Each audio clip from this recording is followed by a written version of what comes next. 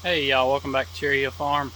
I'm doing something a little different than y'all have ever seen before, I believe. We used to do this back in the day, actually, when this was our high tunnel. It used to be just a cold frame and it was open on the ends, and believe it or not, I actually used to drive a small tractor through here, and we planted tomatoes in the ground in this thing. And well, we're not planting them in the ground anymore, but we're trying to get a jump on the season. We've got 2-gallon grow bags that we planted big beef tomatoes in. Maybe a month ago, and they are coming along nicely. We've got blooms on them. Actually, a little bit behind on getting them strung up, but as you can tell, just have not had room in here for anything. So we're finally starting to sell enough plants to get this thing cleared out, and I'm getting these strung up. So I just thought I would make a quick little video and show you the process of how I go about stringing these tomatoes and how we grow them out in the greenhouse. So what we've got here is these little clips. I think I ordered it from one of those places where you can order things straight from China. This has been 2014 probably when I bought these to do our tomato crop in here. I ordered these in a box, and this case is over knee high, and that's about the square size of it. It's cube. I think there's literally somewhere around 500,000 of these clips in there, and so that's pretty cool. And they're in a dry, cool, dry place out of the sunlight. Hopefully they will last me a really long time, or hopefully they don't start breaking down, because right now they're still in really good shape. What we do is this clip goes right over the string, and once it's snapped around the tomato stem, it can't move on the string. Pretty neat. Works pretty well. And I know you're not going to be able to see very good from there. We just put a clip and we try to get it cinched up pretty tight. Put a clip around the base. And then we come up. And these plants I've already let them get crooked on me, which I shouldn't have done, but I did, because I've been so busy. And then we will, normally a 2 would be good. Put about a clip a week on them. But I'm going to try to straighten them up. They'll straighten up on their own, but I'm just trying to get it to help it on out a little bit. And now we're going to go down and sucker. So everywhere there is a leaf joint on a tomato plant, it's going to put out a sucker. I'll bring you over here and show you a little closer.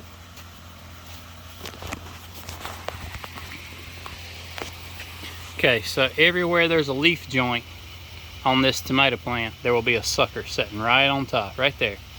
We don't want those, because we don't want to grow suckers, we want to grow tomatoes. So we're going to take all these suckers off that are perched on top of the limbs. Get rid of all this unnecessary foliage right there, right there. There's one hiding out. Normally there's some at the top, but I don't see any on this one. Alright, the next thing we're going to do is, normally if the plant was straight and acting like it, or looked like it should, I would probably defoliate it up to the first leaf cluster. But since I'm kind of needing some of these limbs to help hold it up right now, I'm not going to get quite that carried away yet. But you really only need foliage on a tomato plant up to where the first fruit cluster is. And if you're defoliating your tomato plants or suckering them or whatever, do not throw it down in your greenhouse. It spreads disease. But I'm going to make sure you're using a clean knife. If you're using a knife, you can snap them off. but you stand the risk of peeling the plant, and I don't want to do that. So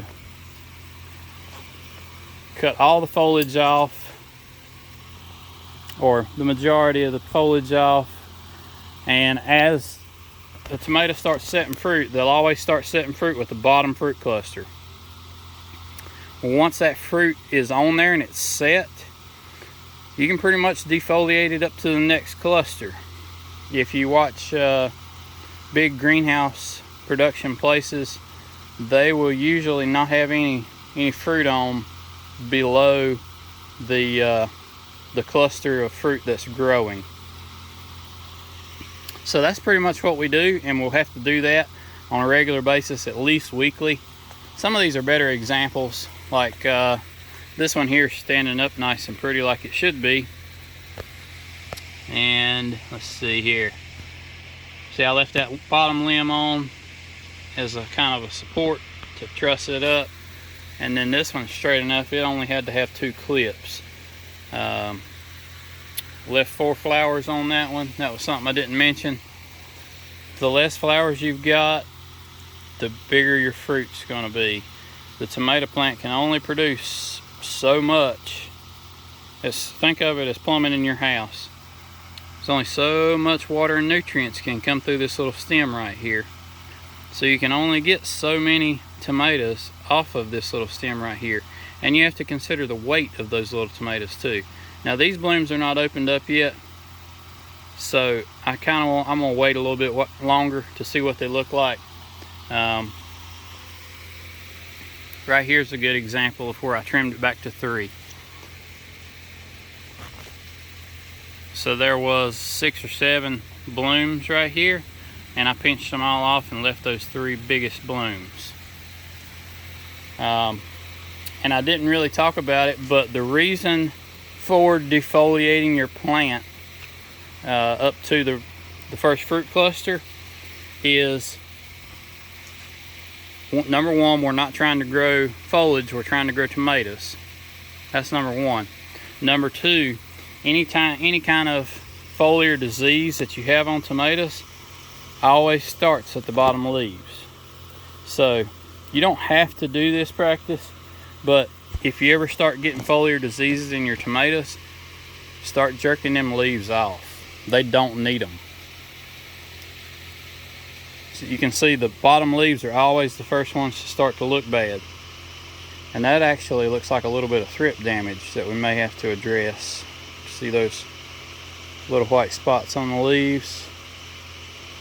It really looks suspect of thrips, which in a greenhouse environment, your 3 biggest enemies are going to be thrips, aphids, and spider mites. Thrips, the biggest problem that you'll have, here's another example. Yeah, I'm pretty sure we got some thrips going on. See that? Now thrips will cause some fruit damage, kind of like, I don't know, like little blisters on the fruit itself, which just makes it not look pretty.